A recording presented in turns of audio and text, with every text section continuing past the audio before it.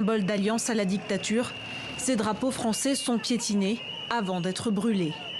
Malgré l'interdiction, à l'appel de l'opposition et de la société civile, des Tchadiens ont manifesté contre la junte au pouvoir avant d'être dispersés par les forces de sécurité. On est parti pour manifester. Là, ils nous ont gazés. À l'espace Face Africa, ils nous ont gazés. Il y a même des blessés, il y a des gens qui ont couru. J'ai même les vidéos. Abakar Moussa est l'un d'entre eux. Parce qu'il est sorti revendiquer ses droits, il s'est heurté à la force anti-émeute présente en nombre sur la place de First Africa.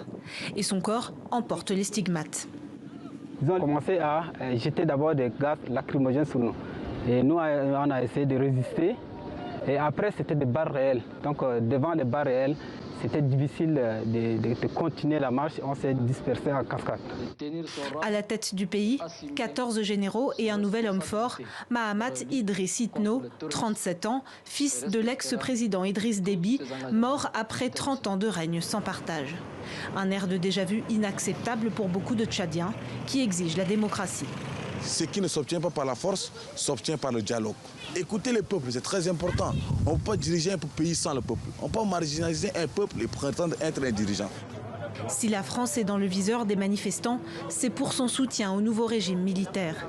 Lors des funérailles d'Idriss Déby le 23 avril dernier, Emmanuel Macron était le seul président occidental présent.